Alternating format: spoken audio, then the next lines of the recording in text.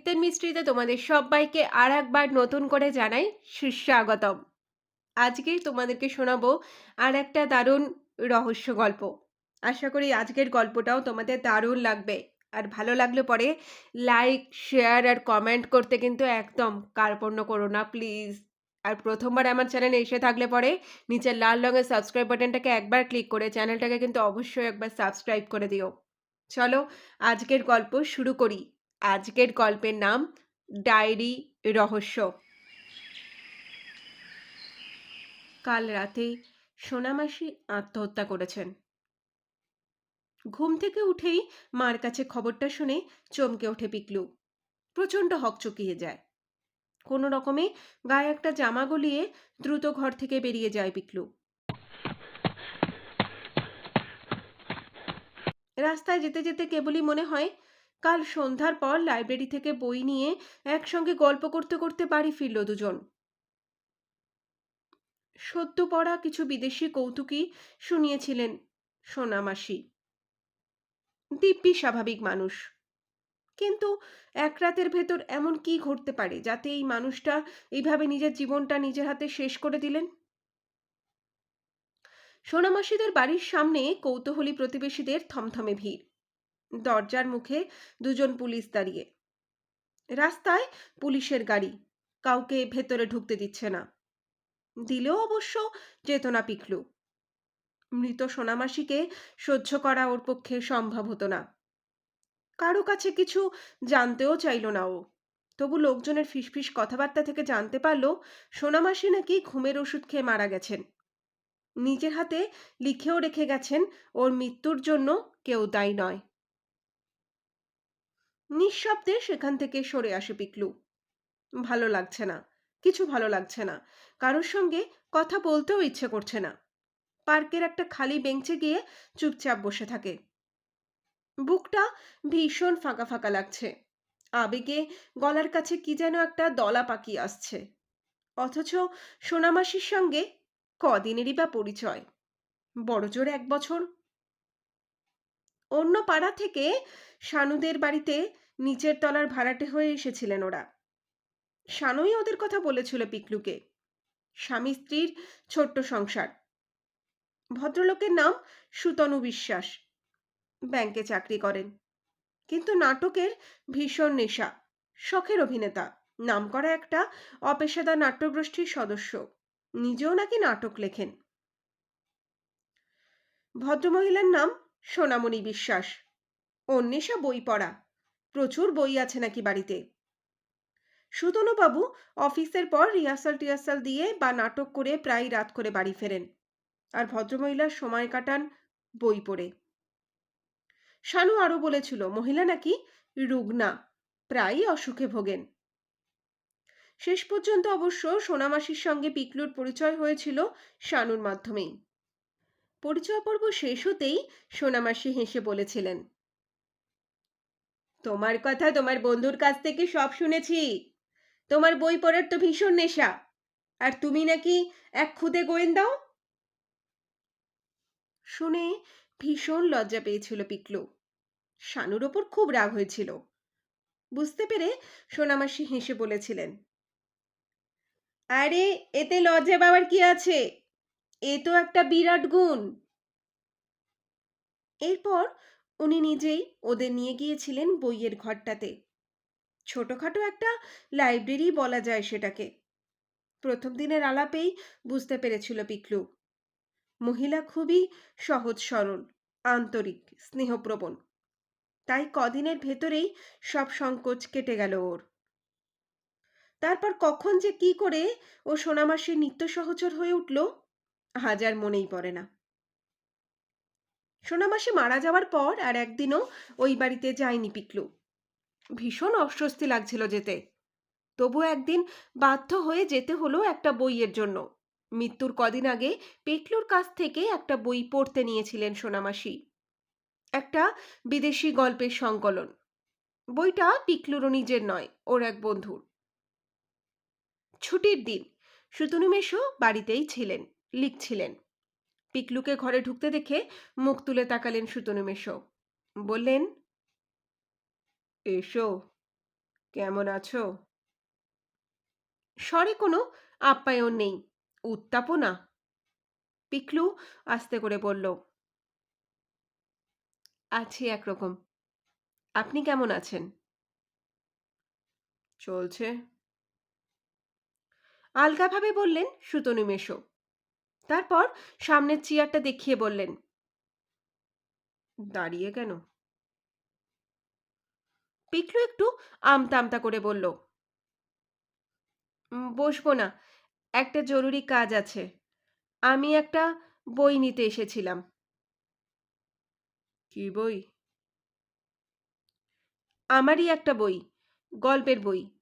কদিনের জন্য পড়তে নিয়েছিলেন সোনামাসি। বইটা আমার এক বন্ধুর। সুতনু মেশো বললেন, ওই ঘরেই কোথাও আছে তাহলে। যাও না, নিজেই দেখে নিয়ে এসো। বলেই আবার লেখায় মন দিলেন সুতনু মেশো। সোনামাসির মৃত্যুর পর এই প্রথম এই ঘরে ঢুকলো পিকলু। ঘরময় এলোমেলো ছড়ানো বই, আলমারির বইগুলোও অগোছালো। একটু খুঁজতেই আলমারি থেকে বইটা বেরোলো, আর বইয়ের সঙ্গে ছোট্ট একটা ডায়েরি, সোনামাসির। উনি যে গোপনে ডায়েরি লিখতেন জানতো না পিকলু। সামান্য ইতস্তত করে কয়েকটা পাতা উল্টাতে এক জায়গায় নজর আটকে গেল। ছোট ছোট পরিষ্কার অক্ষরে লেখা, মাঝে মাঝে মনে হয় নিজের হাতেই নিজেকে শেষ করে দিই, কিন্তু সাহস পাই না।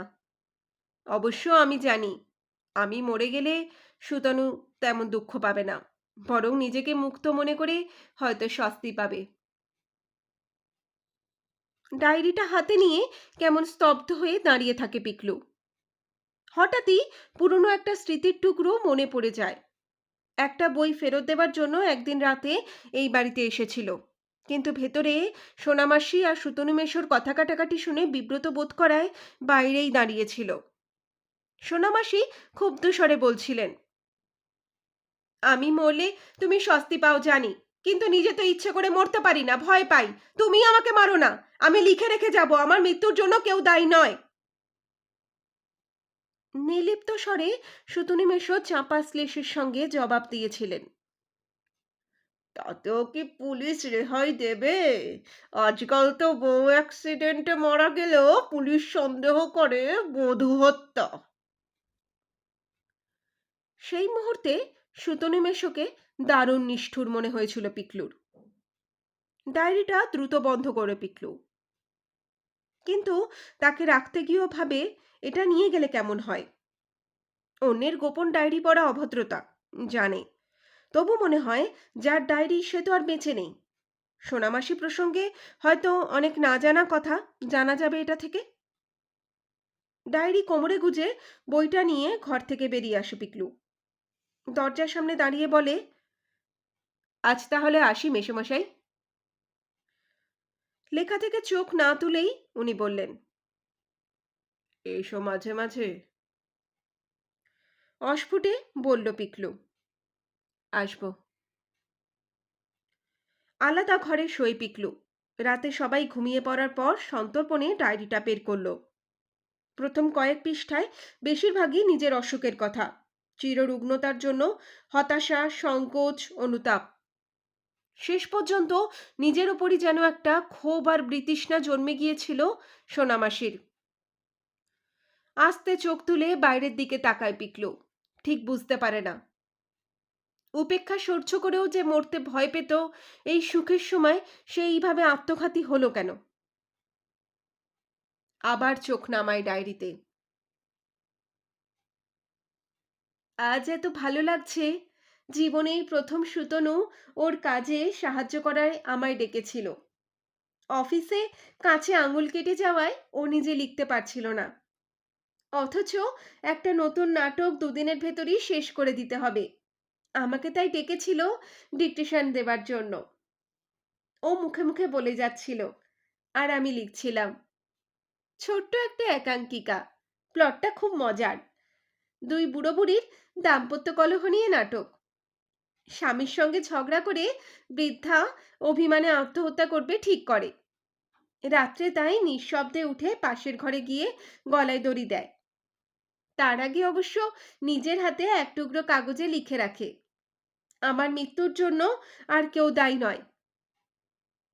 অবশ্য শেষ পর্যন্ত মরা আর হয় না বৃদ্ধার। দড়িটা পুরনো থাকায় ছিঁড়ে পপার ধরণীতল। শব্দে ঘুম ভেঙে যায় বুড়োর। ছুটে এসে বুড়ির কাণ্ড কারখানা দেখে কষে 2 থাপ্পড় বউয়ের 2 গালে। স্বার্থপর বেইমান, আমাকে একা ফেলে কেটে পড়ার মতলবটা হচ্ছিল না। আজ এই পর্যন্তই লেখা হলো। মনে হচ্ছে বেশ জমবে নাটকটা।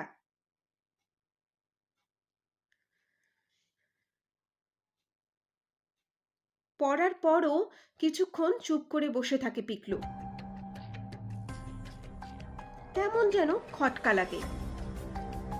গল্পের বৃদ্ধাও লিখে রেখেছিল, আমার মৃত্যুর জন্য আর কেউ দায়ী নয়। সোনামাসের মৃত্যুর পূর্ব জবানবন্দিতেও ঠিক একই কথা লেখা ছিল না? নিজের হাতে লেখা। মুহূর্তে পিকলুর অনুসন্ধানী মন সজাগ হয়ে ওঠে। সোনামাসের মৃত্যুটা স্বাভাবিক মৃত্যু তো? এর পেছনে কোনো চক্রান্ত ছিল না তো? পরপর কয়েকটা প্রশ্ন মনে জাগে।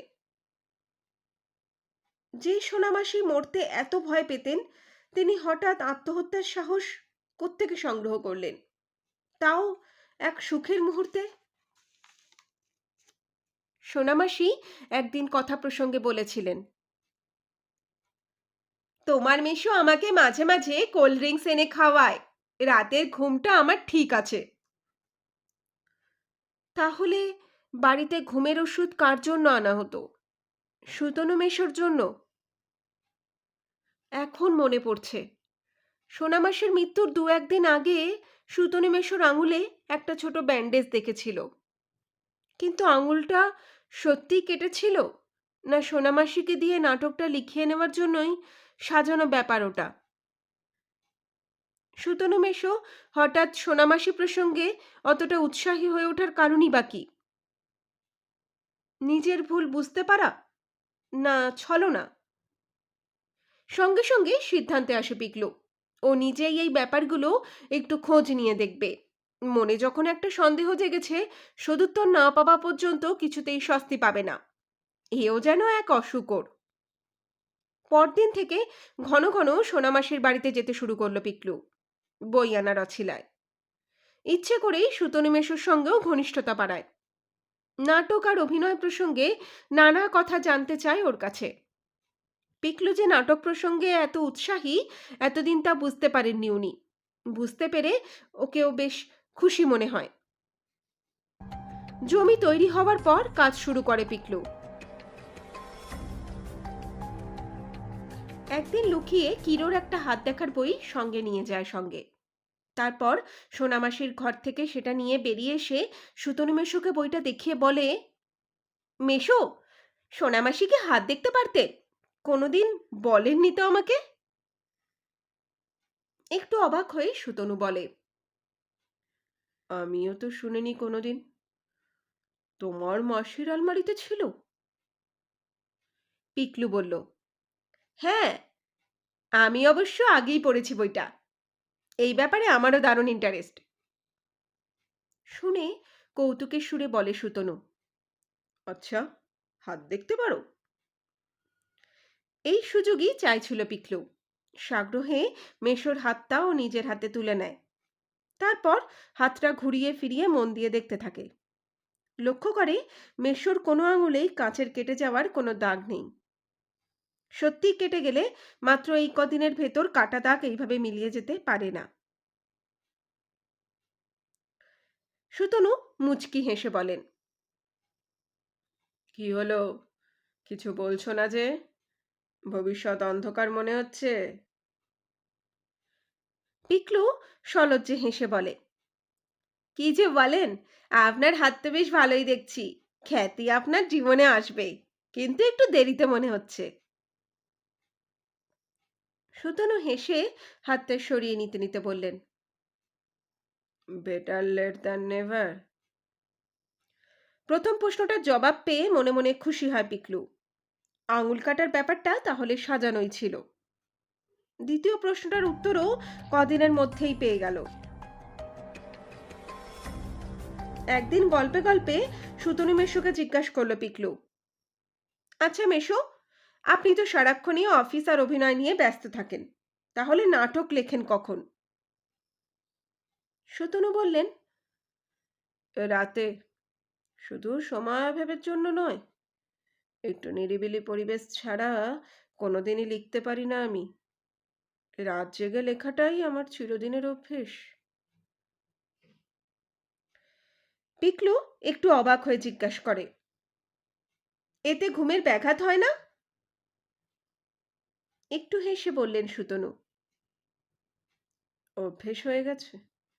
তাছাড়া বরাবরই ঘুমটা আমার পোষা। যত রাতেই শুই না কেন, শোয়া মাত্রই ঘুম, আর পাকা ঘুম।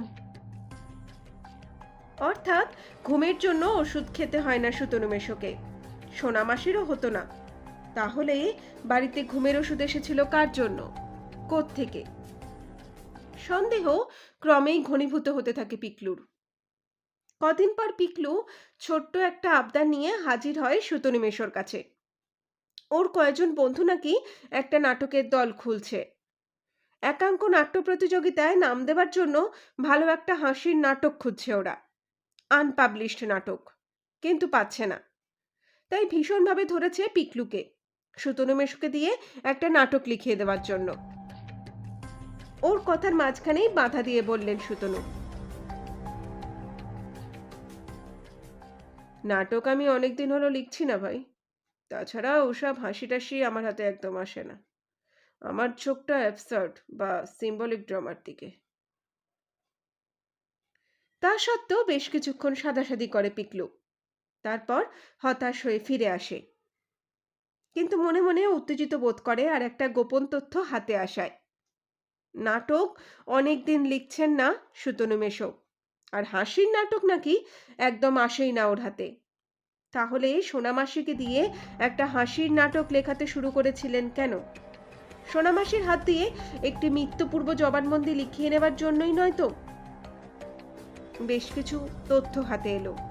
এবার একবার সোনামাসির নিজের হাতের লেখা সেই শেষ চিঠিটা দেখার সুযোগ পেলে ভালো হতো, যে চিঠিটায় উনি লিখে রেখে গিয়েছিলেন, আমার মৃত্যুর জন্য আর কেউ দায়ী নয়। কিন্তু সে চিঠি তো এখন পুলিশের ফাইলে। ও গিয়ে চাইলেই তো আর থানার অফিসার সেটা বার করে ওকে দেখতে দেবেন না, বিশেষ করে ওর বয়সী কোনো ছেলেকে। তাছাড়া ওই বা দেখতে চাইবে কোন অজুহাতে?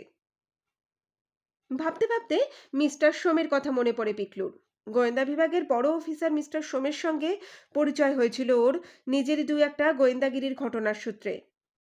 ভদ্রলোকও বেশ স্নেহের চোখেই দেখেন ওকে। পরদিনই ফোনে যোগাযোগ করে মিস্টার সোমের অফিসে গেল। পিকলু ঘটনাটা খুলে বলল ওকে। সব শুনে মিস্টার সোম বললেন, ডেড বডি সৎকার হয়ে গেছে, কেসটাও ক্লোজড। তবু দেখছি কি করা যায়।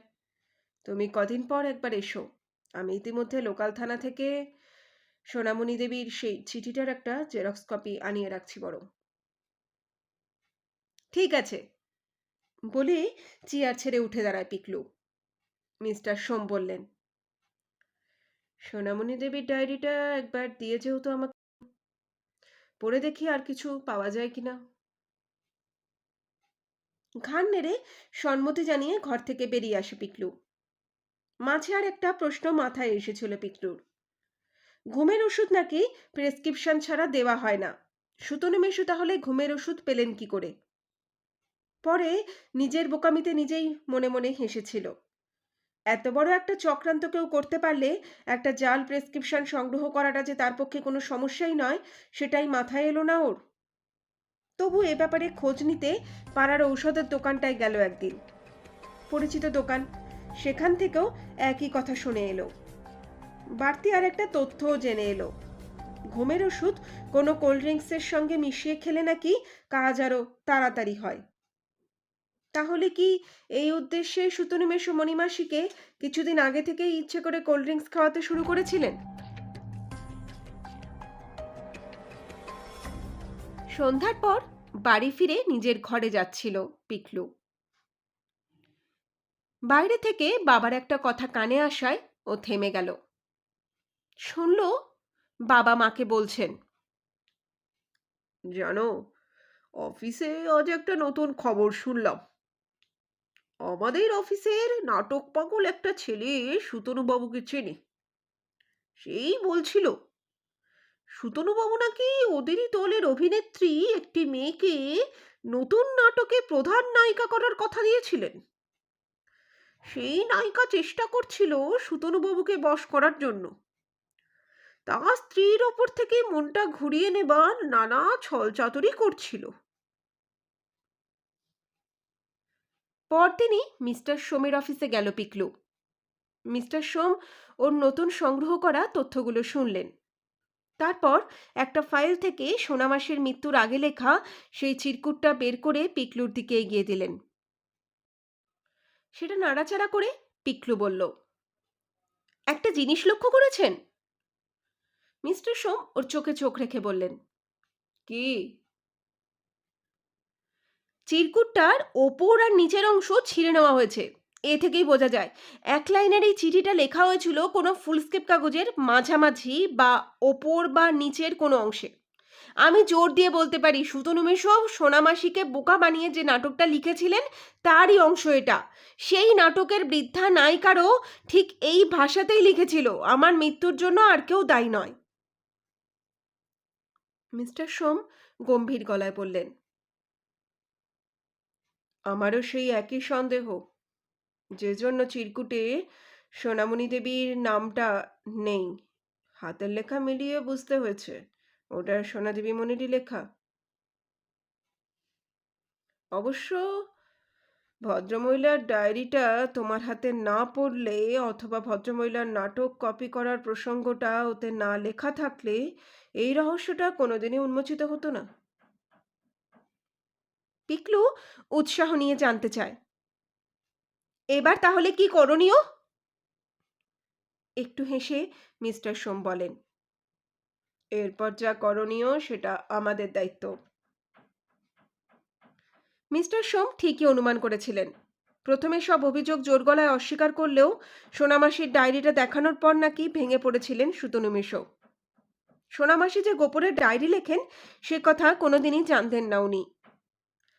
মিস্টার সোমের কাছে পুরো আত্মসমর্পণ করে স্বীকার করেছিলেন চিররুগ্না স্ত্রীর বোঝা অসহ্য হয়ে ওঠায় হঠাৎই কাজটা করে ফেলেছিলেন। পরিণতির কথা একবারও ভাবেননি। সেদিনই গ্রেপ্তার হলেন সুতনু বিশ্বাস। কিন্তু মনে মনে তখন প্রার্থনা জানাচ্ছিল পিকলু, অতনিমেষর আর যে শাস্তিই হোক, ফাঁসি যেন না হয়। কি বন্ধুরা, এই গল্পটা তোমাদের কেমন লাগলো তা কিন্তু কমেন্টে অবশ্যই জানিও। ছোট্ট পিকলুর সাহস আছে কিনা তাও বলো। ভালো লাগলে পরে শেয়ার করতে আর চ্যানেলটাকে সাবস্ক্রাইব করে দিতে কিন্তু একদম ভুলো না। তোমাদের একটা সাবস্ক্রিপশন আমাকে কিন্তু দারুণভাবে উদ্বুদ্ধ করে আরও অনেক নতুন নতুন এরকম গল্প পোস্ট করার জন্য। আজ তাহলে আমি এখানেই বিদায় নিচ্ছি। সবাই ভালো থেকো। টাটা।